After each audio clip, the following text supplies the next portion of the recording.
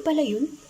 Samantalang dito sa amin, nasa bukid lang yun. At sabi ng matatanda, akalason daw yun kapag kinain mo.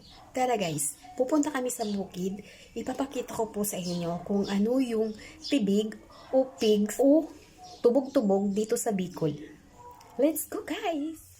Ayan na po guys, papunta na po kami sa bukid. Siyempre kasama ko po si mama, kapatid ko at bayaw.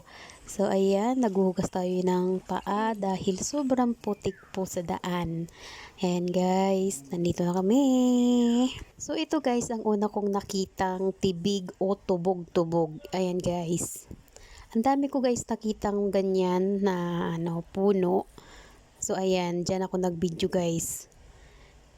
Ayan, ipapakita ko po sa inyo mamaya kung ano nasa loob.